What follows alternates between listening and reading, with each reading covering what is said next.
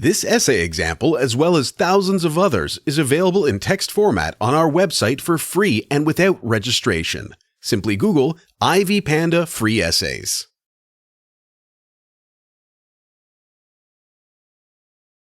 The United States of America has designed laws to assist students with disabilities that date back to the birth of the American nation. Indeed, the first of such laws was passed by Congress in 1798. It took into consideration the care of students with disabilities in the educational setup. Maine Hospital Service was compelled to provide specialized care to disabled children. However, with time, little regard was placed on the need to legislate laws to take care of children with disabilities. Before the Second World War, there were not many laws to take care of students with disabilities.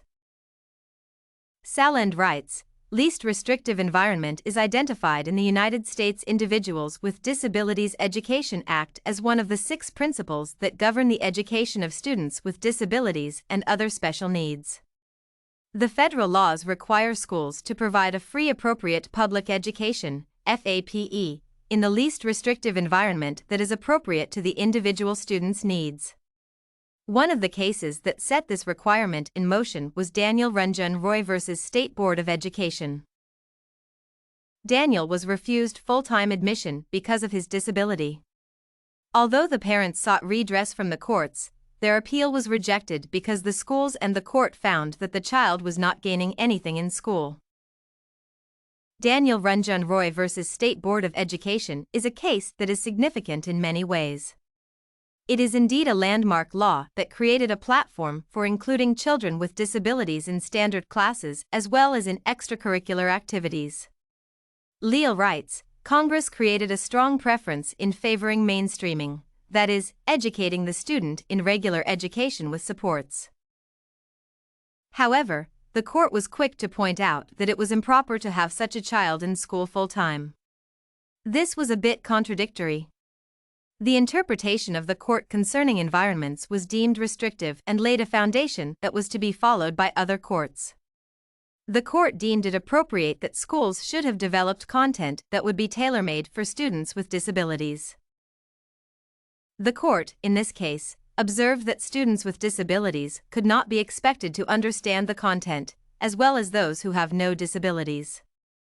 As observed above, the supplementary services that should have been provided for those students with disabilities included the modification of regular school programs where required.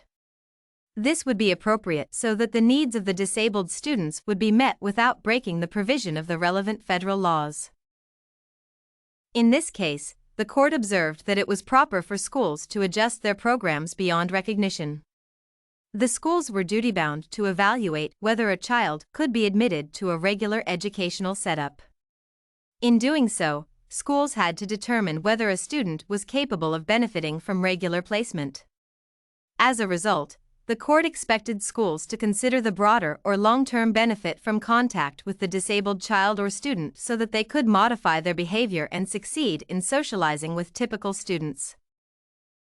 Personally, I agree with the court's decision in this case. If there were enough aids to assist the disabled child, then the ruling would have been otherwise. The case is significant since it provides a platform on how schools can provide support for the disabled. Schools need to provide an environment that favors all students. Since private schools are able to take care of such students, public schools can do even better. If you want to find more works like this case study on law, Daniel Runjun Roy v. State Board of Education, head over to ivypanda.com. It has a collection of samples with thousands of submissions covering virtually all academic subjects.